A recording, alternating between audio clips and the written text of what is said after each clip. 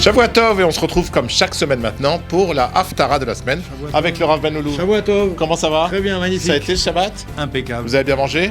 Magnifique. Voilà. Et on va dire un petit coucou à Madame Ben Loulou. Bah enchanté, ma chère épouse. Enchanté. Alors je crois que vous la connaissez depuis longtemps déjà. Et voilà, la maman de Yoni qu'on connaît bien, de Uriel et des autres que je ne vais pas citer parce que voilà. On embrasse tout le monde et on embrasse la famille Ben Loulou. Merci beaucoup. Et bravo pour le repas de Shabbat, Madame Ben Loulou. Bravo. Alors c'est quoi la paracha de cette semaine? Paracha de cette semaine, paracha de Vaishlach. Alors Vaishlach, c'est donc Fabrice, la rencontre entre Yaakov et Esav, le frère ennemi. Voilà, qui vient accompagné de 400 hommes. Et donc, bien entendu, Yaakov a peur de cette rencontre. Il appréhende cette rencontre. Bah, déjà, il vient avec 400 hommes, ça fait flipper, quoi. Ça fait flipper, voilà. On est d'accord. Donc, il prépare plusieurs stratégies, mais là, c'est le thème de la paracha. Là, nous allons parler de la Haftara. La Haftara, cette semaine, donc, est tirée du prophète Ovadia. Ovadia, c'est un prophète qui fait partie de ce qu'on appelle les Tré-Assar Nevi'im, les 12 petits prophètes. D'accord. Alors, pas petit. De taille. Oui, il est d'un mètre 90, je crois. Ça, je ne connais pas sa taille, bravo. Écoute, oui, j'ai eu ses mensurations par... Celui qui faisait son costume m'a donné ses mensurations. Tout à fait confidentiel, que je ne connaissais pas. En tout cas, Ovadia, pourquoi on dit les petits prophètes? Parce que leur prophétie était très courte. Ils ont prophétisé des choses très importantes, comme toujours, mais... 3 minutes à chaque fois. 3 minutes. Maximum. Comme nous allons le faire aujourd'hui. Attention, j'ai une prophétie 3 minutes. Ah ouais, fallait écouter. Ah bah voilà, c'est des petits prophètes. Et Ovadia, donc, dans cette Haftara, va justement, à travers un chapitre, nous expliquer, nous parler de la chute de Esav. Esav, ça représente, comme vous le savez, certainement mes chers amis, comme tu le sais, Fabrice... Les Chabers. Esav, ça représente Édom. Édom, c'est Rome. Voilà. Et Rome, c'est tout le monde occidental. Le monde occidental. C'est la chrétienté. La chrétienté, absolument. Il y a d'un côté Ishmaël qui aujourd'hui c'est les musulmans. Voilà. Et de l'autre côté, on a Esav qui est le monde gréco-romain, franco-américain. Dans la Gemara, Esav ou Édom. Édom, c'est Rome. Et donc, on va ici... Ovadia va prophétiser la chute de Rome. La chute de Rome, finalement, d'une certaine manière. Ce ne sera pas encore Rome à son époque, donc il part de la chute de Esav, qui symbolise, bien entendu, tout ce monde-là. Très intéressant.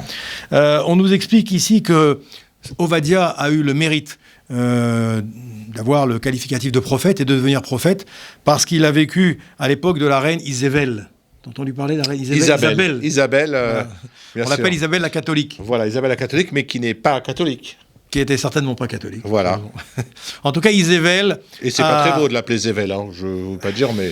Bon, ceci ne me regarde pas. Et Isével, en fait, a voulu faire assassiner 100 prophètes à son époque. Ouais. Et Ovadia a sauvé, finalement, ces 100 prophètes. À travers toute une histoire, en vérité, il va sauver de la mort ces 100 prophètes. Bien joué, Ovadia. Pour un petit prophète, costaud. Hein. Bravo, costaud. Ouais. Imaginez les grands prophètes. Et donc, pour... le remercier d'une certaine manière, Akadosh Baruch Hu va lui affubler, va lui donner le don de la prophétie. Il était quoi, combattant à la base? Non, il n'était pas combattant, c'était un Talmid Chacham. Okay. Et donc il va avoir ce srout, ce mérite d'être fait partie des prophètes du clan d'Israël, et donc il va prophétiser la chute de Esav. On nous explique également que au début de la Haftara, Ovadia avertit Esav que sa chute est inéluctable. Mais en vérité, comme toujours, malheureusement, les prophètes ont rarement été écoutés. Alors, il avertit Esav. Esav était contemporain à... Non, Esav n'était pas contemporain. Sa descendance. Sa descendance, tu as raison. Donc, il a prévenu la descendance d'Esav que c'est chaud pour eux, en ce moment. Mais eux n'ont pas écouté. Le monde occidental est voué à sa perte. Mais comme toujours, les prophètes ont rarement été écoutés en leur temps. Ok. C'est la raison pour laquelle l'histoire, malheureusement, s'est écrite comme elle s'est écrite. Mais Gamzul et Tova, c'était... Voilà. Mais les choses auraient pu être évitées si les prophètes avaient été écoutés. Ça a été le cas de Jérémie, ça a été le cas de tous les prophètes. Alors, donc un petit message, si un prophète vous parle, écoutez-le, s'il vous plaît. Absolument, écoutez-le. Voilà. Donc ici, pour terminer, Ovadia va donc avertir Esav que sa chute est inéluctable. Et puis, malheureusement, bien entendu, comme on l'a dit, ici, le monde occidental ne va pas écouter cette prophétie. Et ce que Akadosh Baruch Hu va reprocher à Esav particulièrement, c'est d'être resté insensible à l'oppression des béné Israël.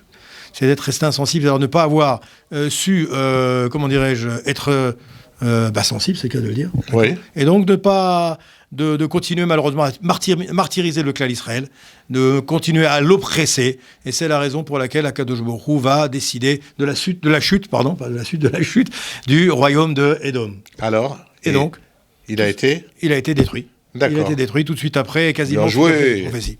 Voilà, c'est à partir de Ovadia que va commencer la chute du royaume de Édom et qui va se poursuivre quelques années après qu'il quitte ce monde, Ovadia. Voilà. Ok, et donc suite à ça, construction d'un temple, quelque chose ? Suite à ça, il y aura la construction du premier temple, bien entendu. Bien joué. Et qui va durer pendant un certain nombre d'années. Ouais. Et pendant 400 ans. Et ensuite, il y aura toute l'histoire qui va continuer après. Donc Ovadia, c'est avant le roi David. Absolument, c'est avant le roi David. D'accord. J'aime bien situer un peu dans le temps les prophètes. Bravo. Eh ben, alors, on salue ce grand prophète, parce que je reviens sur les mots du Rav, si vous me permettez, vu ce qu'il a sauvé comme tzadikim, ce grand prophète qui était Ovadia, et à la semaine prochaine pour apprendre encore toujours plus sur Noël Haftara. Bravo, merci Fabrice. Ça m'a fait plaisir. À bientôt, moi aussi. Shabbat shalom. Shabbat shalom à tout le monde.